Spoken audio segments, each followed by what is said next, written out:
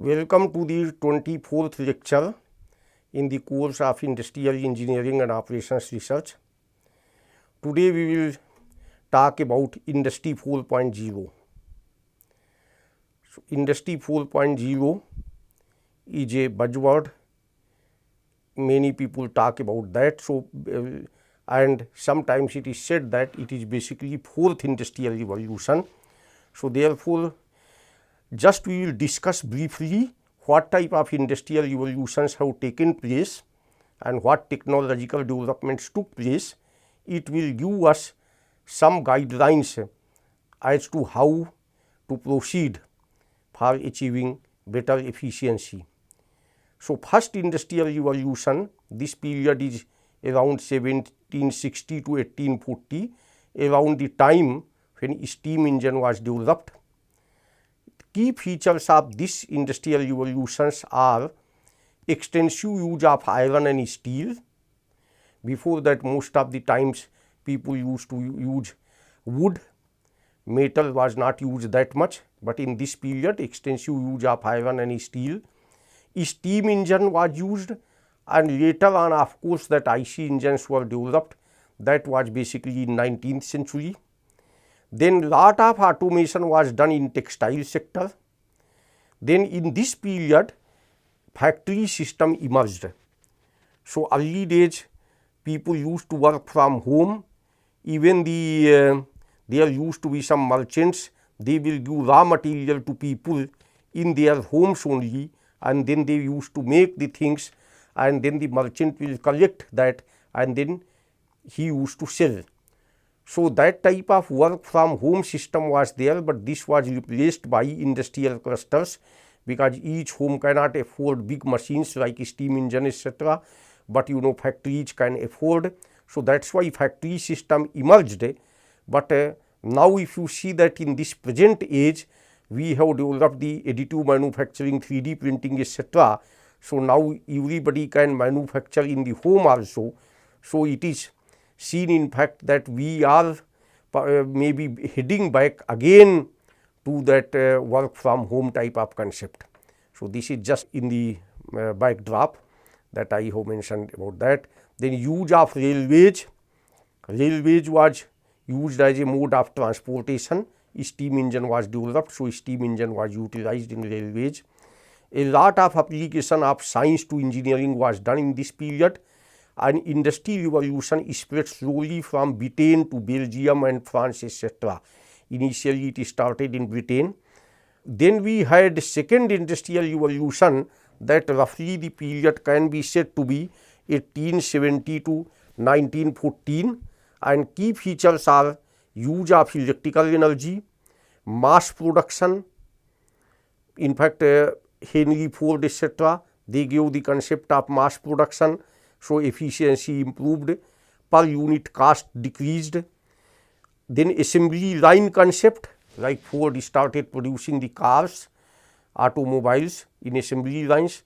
Automation, development of special purpose machine tools, and use of non-ferrous materials, aluminum, plastics etc. was also done in this period, and many new things were developed. Particularly lot of work happened in area of electrical engineering, development of phones around 1876, and bulbs etc. for lighting purpose. Then third industrial revolution, each can be said to be something 1970 to 1990. You see that some in between there is a lot of gap. In fact, there were world wars in that period, first world war, second world war, and then finally some development took place, but revolutionary work was done starting from 1970 and maybe many people say up to 1990. So, key features are electronics, telecommunication and computers got prominence. CNC machines, computer numerical control machines were developed. Programmable logic controllers were used in the machines for automation etc. Robotics, then nuclear power got prominence. Internet was also developed. We know Ray Tomlinson invented email in 1971. Internet came into existence in 1973, and Tim Berners redeveloped World Wide Web, WWW we say, in 1991. With that you can easily search lot of documents in the net. And in fact, many consider the invention of transistor in 1947 by John Brodeen, Walter Brattain and William B. Shockley as a revolutionary event. First electronic computer ENIAC, that is called electronic numerical integrator and calculator. It was developed in 1946. It has about 18,000 thermonic valves, because that time transistors were not usable. So, it has 18,000 big size thermonic valves and it consumed about 150 kilowatt of electrical power. Now, it can, that type of computer can be made even in pocket size. Now, fourth industrial revolution which is present, which often people call industry 4.0. What are the key features? Many people say that it has yet not started, although some say that no, it has already started. So, that is why we are telling named before its advent, or at least it is continuing. Other industrial revolutions, once they were over, then we said that this was an industrial revolution. Then cyber physical systems have been used, that integrated network of the devices and things. Physical objects are also connected with the net, they can send electronic signal. Even in library, each book can have electronic chip. So, the book can tell that where it is located. And then another feature is that sharp development period. That means you have to develop new products, but that new product you cannot wait that okay, I am developing a new model and I will take 3 years. By that time the market will change. So, therefore, you have to develop in a fast way. And mass customization, personalization. Personalization is done through customer data. That means depending on the customer's requirement, you can make the objects with the help of additive manufacturing. You can immediately do some modification in the software and that model can be changed in the computer and then it can be printed in a different way. So, that means I can make 1,000 shoes, but they will be more or less basic things will be same, but each one will be unique also. This type of thing is possible now. Flexibility, lot of flexibility is there in terms of the product, in terms of the processes. Then decentralization, that is another thing, that nowadays since 3D printing etc. have come, so people can make the product in their houses. Sometimes we can make a design, and if a person has 5 factories in 5 different cities, then the same thing can be simultaneously printed in these 5 factories. So, there is a lot of decentralization. So, the question is that will factory system go away? That is, then resource efficiency, nowadays too much awareness about that, properly utilizing resources. And we say Dept 2.0, that means instead of searching the document etc. from the web, now everybody can interact and can also put input. So, that is called Dept 2.0, second version of web, which includes Facebook type of thing, social media etc., which have become the part of that our life. So, this is also another feature of that.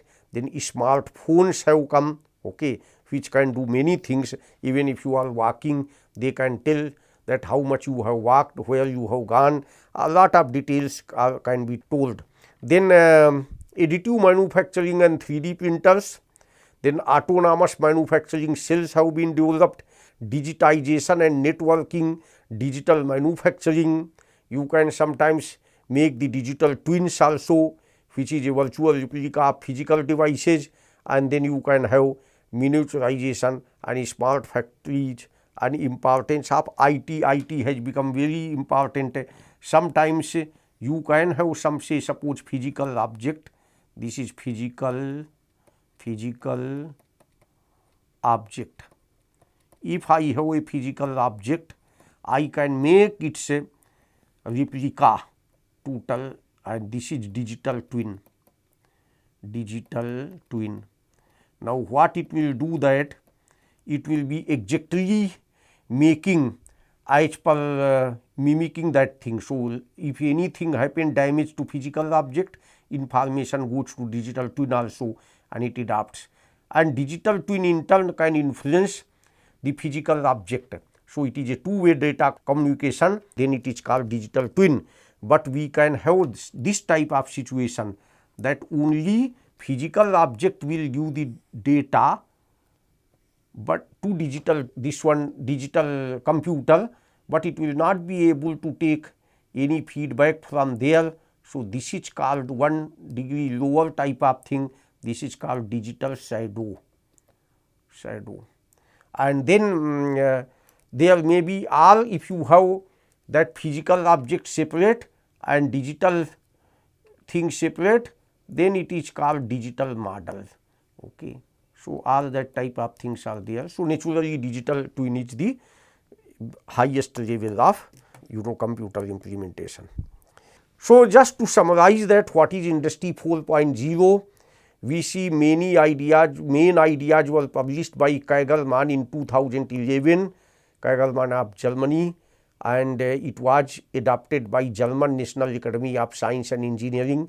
They use that term, and it is if we just show that by pictorially, that first industrial revolution is shown by steam engine. So, main features are mechanization, water power, steam power. Second industrial revolution, remarkable event was making of Ford motors, Ford cars, automobiles, the mass production, assembly line and electricity. And third one, we have shown robot, that is computer and automation. And fourth one, we are having cyber physical system, where that these robots, they are themselves are connected by means of the electronic systems and all that type of thing. So, this is fourth industrial revolution. And now we are showing that some key features that that I have also supervised some PhD students and collaborated on some papers, like with the changing trend, role of cloud computing. That means in manufacturing we can get lot of data in the cloud. Cloud does not mean these physical cloud, cloud means basically that everything is available in the internet. So, it is we have got cloud computing services. Instead of having a workstation in my factory, I can make use of the workstation placed somewhere else, and I can take the data from internet. So, you see from internet, this is the thing, just like clouds are everywhere. So, similarly all the information can be accessed. Even I can do many computations in the internet.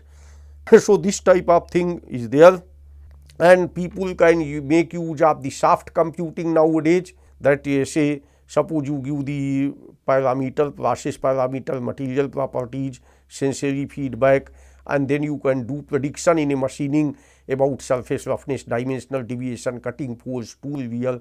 So, with the help of soft computing, we are trying to achieve artificial intelligence type of thing.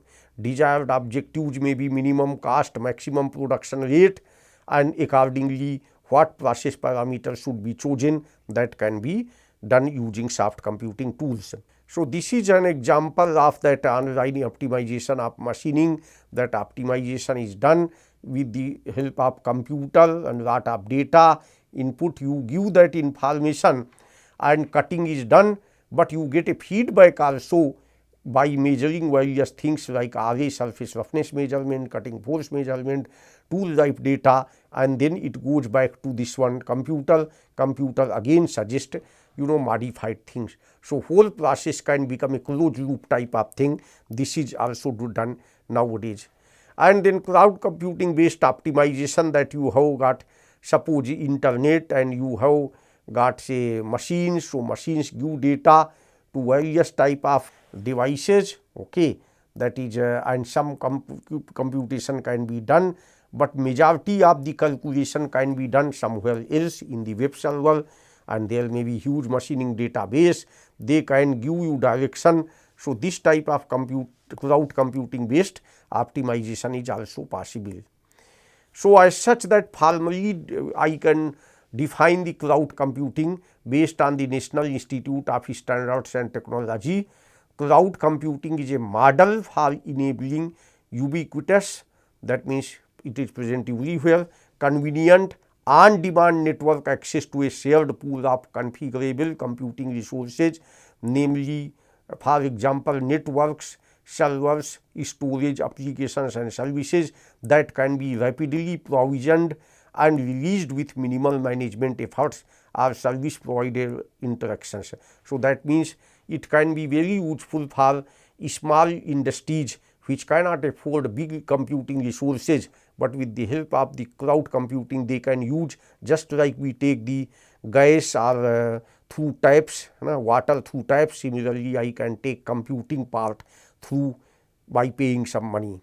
So, history of cloud computing: in the year 1961, John McCarthy first proposed the idea of computation being delivered as a public utility. He suggested in a speech at MIT that computing can be sold like utility like electricity or water.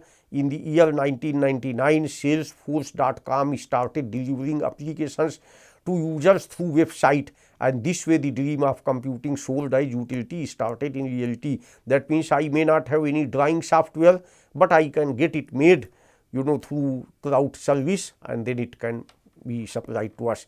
In 2002, Amazon started Amazon Web Services, providing services like storage, computation and even human intelligence. Nowadays also many people make use of such type of things.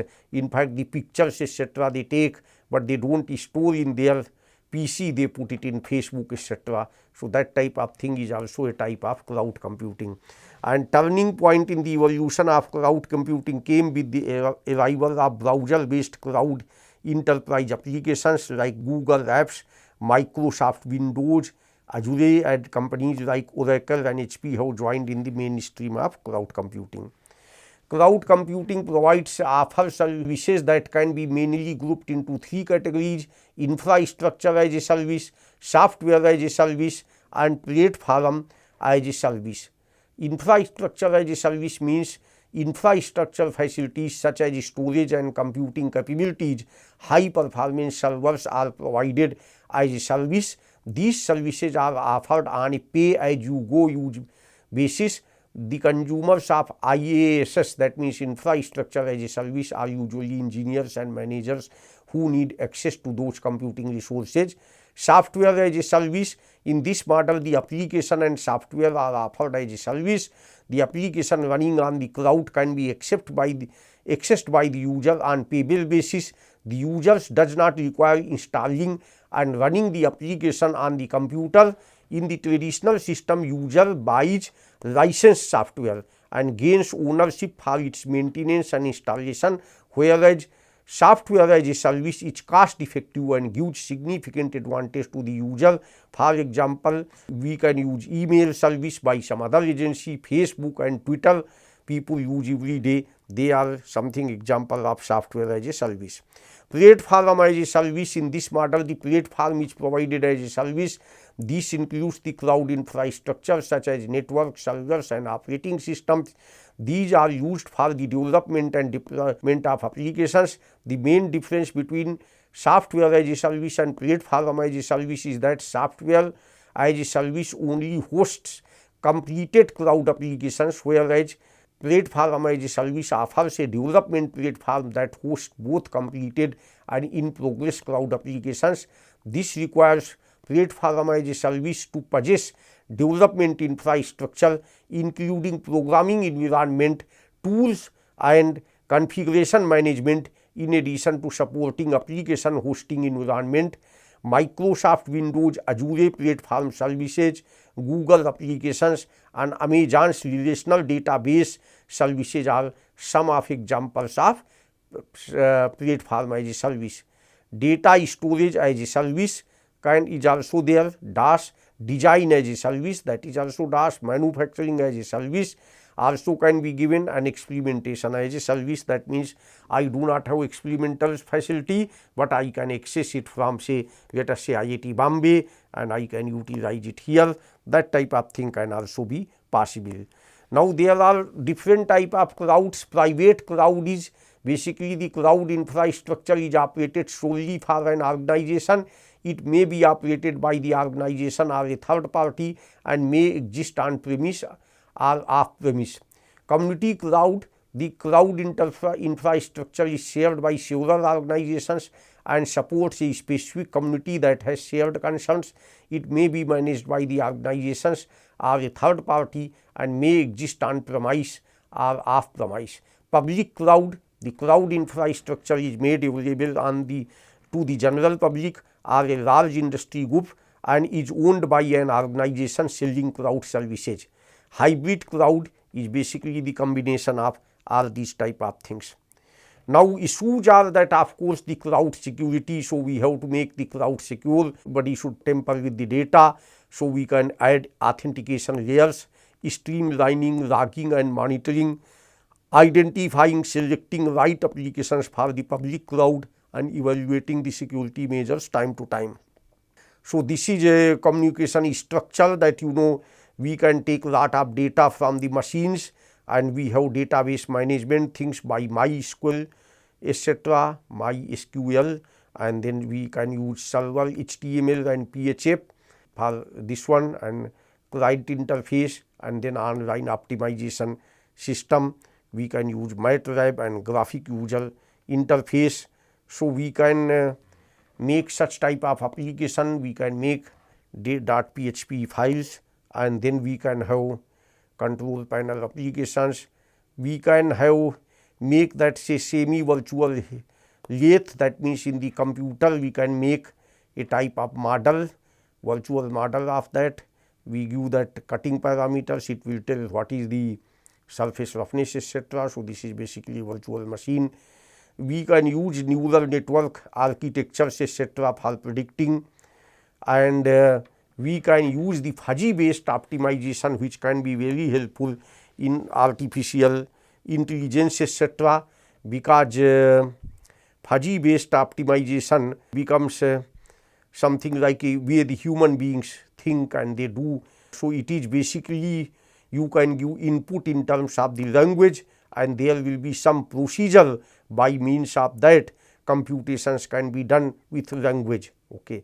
So we can do the fuzzification, we can have development of rule base, all those type of things can be done. We can make good human computer interface. Suppose this is a machining process, we can have this panel like on-right machining optimization, select machining process, end milling, and then workpiece material is aluminum, tool material is this thing. As soon as you say this and you give diameter and you give length and you give depth of machining, then and you give maximum allowable surface roughness 3 micron, then you press that, then you know that it has predicted you that what cutting parameters you should be using, and this is the thing it has come here. But you use those parameters, but surface roughness came different, so you can give the feedback also inter surface roughness obtained. So this type of thing has been implemented and we got a report of operations rough machining, how it is to be done, and we can learn like a human operator. Online learning can be done. Suppose there is a user interface, there is a database, you give some data and then AI module predicted some guess parameter that for this particular type of data that this much surface roughness is required. So you have to keep these parameters, and this came and finally actual machining was done, but that feedback came. So this information gone.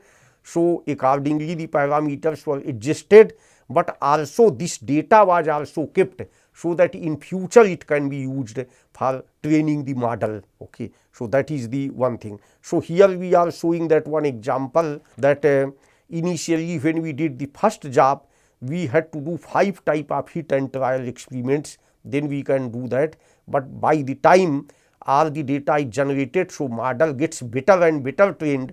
So therefore it is 4, and here you have got another one. So gradually as you make many jobs, then your guess improved because in the database you have many data, so your model becomes better. So now after some time only in one guess the things can be obtained properly. So, this is a situation, and then we have shown nowadays people are talking about big data. That means you have access to lot of data, so you can have like say factories, many factories, from there the data can come and it can go to cloud server.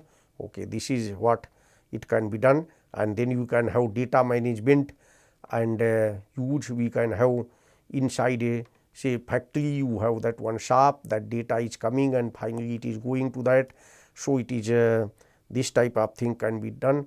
Now, challenging issues in big data application is that handling of outliers, data security, avoiding data explosion. That means you have to throw away unnecessary data, because data will be compiling one after the other, and dealing with scarcity of data. Sometimes the data is not there, then you have to properly guess that, or you have to use the physics based model so that you can properly model the data.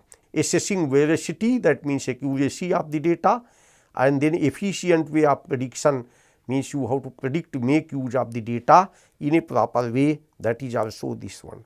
So, how can digital manufacturing be a reality? Digital manufacturing can be a reality if we do properly modeling and simulation.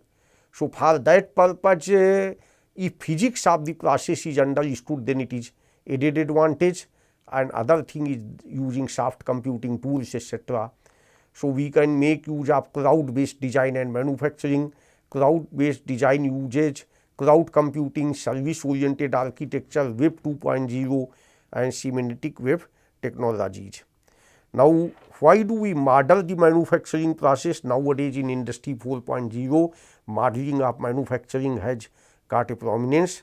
We want to get many information by modeling. We want to know that what is the power requirement in process, pressure in the die and tools, stresses, strain and strain rate distribution in the material during processing. We want to find out residual stresses in the product which remain in the product even after the loads have been removed, but they affect the performance of the object, quality of the object, because if you have tensile residual stresses, then the fatigue strength will get reduced, and there may be many such type of things. Defects we want to predict, geometric accuracy, surface integrity, mechanical and metallurgical properties, and we want to also predict microstructure. So, there have been used a lot of modeling methods. Some of them are very old, but I am just listing them all in a chronological way. SRAB method, which is found in any manufacturing books also, in wire drawing, how to find out drawing force, etc.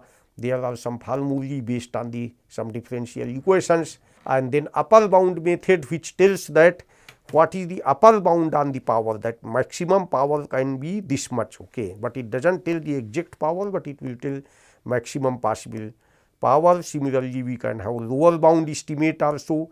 Then slip line, which is that limited in scope, mostly plane strain type problems, we use slip line method. Finite element method is very versatile. Now, lot of FEM packages are there where you can model basically the manufacturing process. Similarly, finite difference method, finite volume method, boundary element method, and nowadays molecular dynamic simulation has come, in which you can simulate atom by atom. So, advantage is that any process you can simulate, but disadvantage is that huge computation time is required, and crystal plasticity is basically understanding the crystal level things.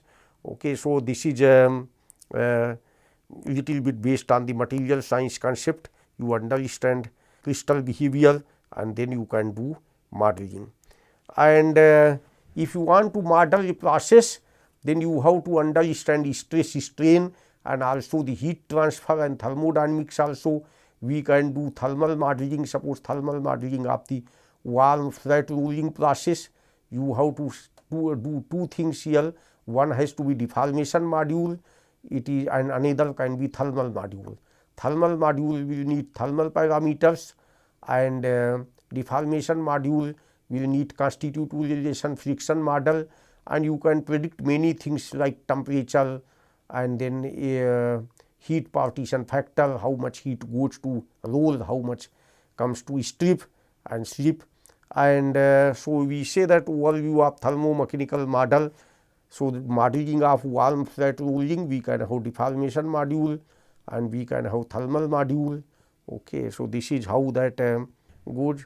Many times we do not have the exact data to give input. Say for example, what is the coefficient of friction or what is the material property. So we can find out those estimates in inverse manner also. That means we fit a model and whatever friction coefficient gives the better results, we say that okay, probably this must be the friction coefficient. So we are just showing some experiment that we estimated the coefficient of friction and material properties in inverse manner, and we measured the slip of this one by measuring the velocity of the outcoming strip, exit strip, and also we measured the temperature. So based on these, in a rolling operation, we estimated other parameters. And similarly, inverse determination of heat flux and thermal properties can be done. Gas building is being done, and by seeing the temperature here and there, we can find out that what must be the heat flux. So this is a pyrometer, digital type of thing. So here we are measuring the temperature. Then another thing is that residual stresses. Residual stress measurement is very difficult. People do simulation, even simulation is very difficult, takes a lot of computational time, but some effort can be put and we can find out residual stresses in machining. Similarly, residual stresses in welding we can find out by means of the finite element method when we do the welding process. Then how do we estimate residual stresses by FEM? One needs to do elastic plastic analysis, and we have updated Lagrangian approach and Arelian approach.